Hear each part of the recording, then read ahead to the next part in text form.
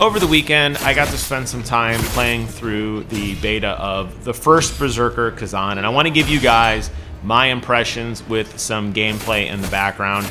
The beta covers the first 2 levels.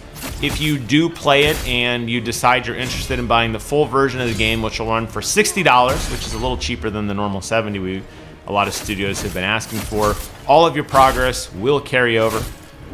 So it's not just to try, there's actually sort of an incentive to keep going. Maybe the story and the combat and the environment and all that great stuff will grab you. Maybe it won't. I don't think this game will be for every Soulsborne fan, but for me, I really liked it, and it is a very high watch item for me. I wouldn't say it's something that I'm going to run out and pre-order like a game like Monster Hunter where I have to be there day one or else, but it's something that has really caught my attention. I like a lot of the things that this game is doing, and I'm definitely interested in playing it. That's not to say there's all roses, and this review is going to cover the good and the bad. You're going to see it here firsthand as I'm recording, some of the gameplay footage for you. You could check it out and, be your own judge, right? But I will say that it seems like they have the formula to make something successful. Now, I didn't realize this, but this game actually is a continuation of this larger idea of games and this universe they call the DNF universe, which is Dungeon Fighter.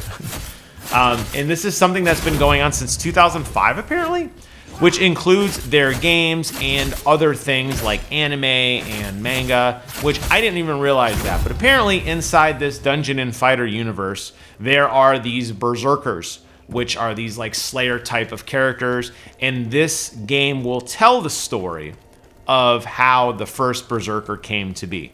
Now, just based off of combat, I could already tell this dude's a Berserker. This dude's running around topless with an axe in one hand and a sword in another hand, covered in blood, possessed by some sort of demon. This dude is a Berserker. I don't really know what the rest of the game needs to tell me on the history of that.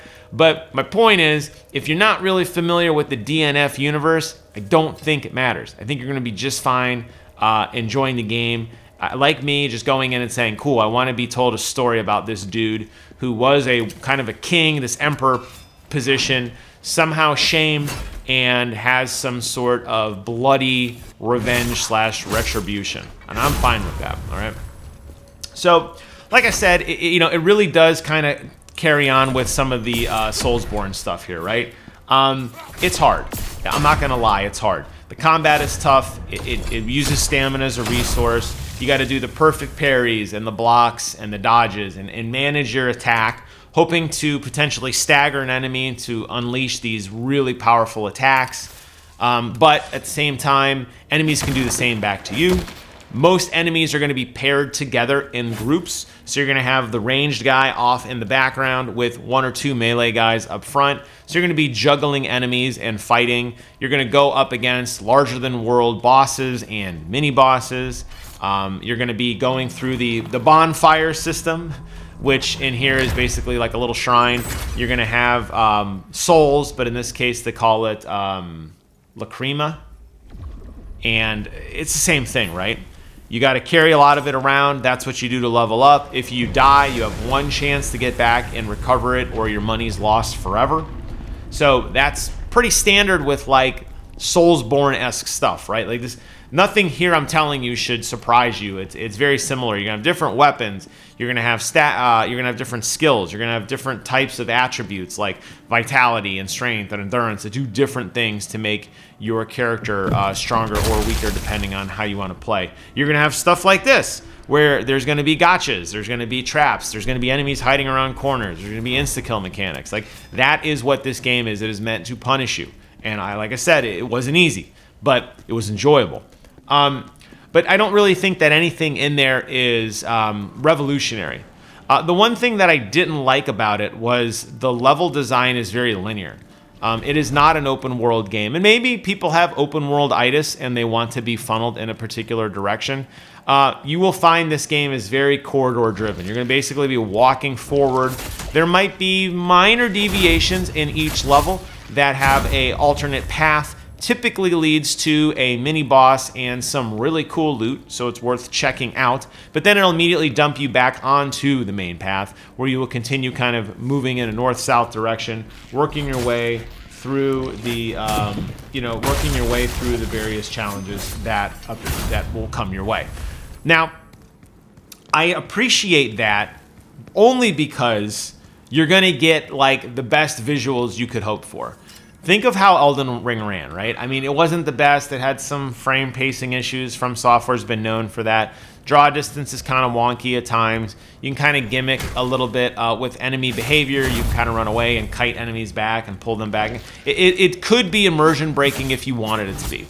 A game like this, you're not going to get that option. Every enemy is going to be right in your face. You're going to have to kill every enemy. They're running. They're there. You have to fight them. You have to work your way through each level. And because of that, you're going to get some beautiful graphics and really nice attention to detail in the foliage, in the blood effects, in the particle effects. Everything is framed and blocked in such a way that every little arena you fight in, every little hallway battle, it feels meaningful and it feels impactful. And I appreciate that. So like I said, it's a trade-off, right? You're gonna give up something, but in exchange, you're gonna have these arenas where you have to go through this Yeti. It's not like a guy you can kind of like sneak around, like you have to fight him. I'm sure some speedrunners will figure out some goofy strats, but I like that. And it makes those one-on-one combats and it makes those fights feel more impactful. As you're fighting, you're going to come across different weapons. You can see here I'm with the starter kit, which is just a sword and an axe. Later on through the levels, you will start to unlock new stuff. You'll unlock some basic, like a two-handed sword, which does insane damage. Obviously, the trade-off, it's slow as hell. And then you're also going to unlock a spear. Now, how the spear works is actually kind of cool. It's a consumable. So you actually throw this magical spear. You will recharge the ability to throw more spears as you attack other enemies. So you can build it up and then kind of, the old pump and dump, right? It's great for opening and closing combat against larger enemies and for sniping some of those particularly annoying archers who stand way in the horizon and are shooting arrows at you while you're trying to do practically anything else. So it's nice to have that. Every time you unlock a new weapon, you are greeted with a massive skill tree that changes how the weapon is utilized. Whether you want to use the weapon in more of a kind of fast pace where you're doing this quick attack, or whether if you'd rather use a charged attack, which consumes more of your stamina and takes longer to execute. So you have those options. So even within each weapon, there's multiple styles, and then there's different skills with various button combinations that allow you to do different things to kind of extend a combo or to mitigate or to maximize your battle prowess as you see fit. And I like that. I can't really think of a From Software game that had like button combinations, like, Yo Hadouken, like down, forward, punch. All right, well, it's like light attack, back, and you do something cool. I like that. I think that's a really cool mechanic, and I feel like that's a really good quality of life improvement, and it's something that I think sets us apart from other Soulsborne games. Additionally, I like some of the other quality of life stuff, like when you fight a boss.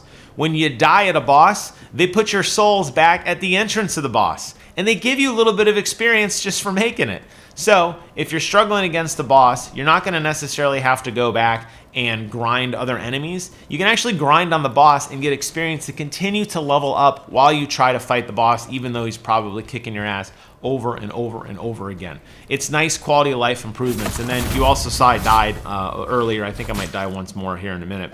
The reload to get back into combat and back into the game is nearly instant. I don't know if that's a PlayStation 5 Pro thing or all the consoles get that. I'm playing on Pro, but it is awesome and it works out really, really, really well. Visually, like I said, even the sound design, everything, it really does shine. It just makes me wonder, like, is this game done enough to warrant, in a very, very dense Soulsborne world, knowing that the new Elden Ring game is coming out later this year? I think that will be the true test for me when that open beta drops in February, to get a chance to try the new multiplayer mode or the new story mode or whatever of Elden Ring. I think that is going to be like, I'm going to get one of these two games like at launch. I don't know which one yet, but I suspect it's going to be Elden Ring, which is why I say this is more of like a watch item for me. But I did enjoy my time with it, and I really appreciated some of the detail in the quality of life stuff.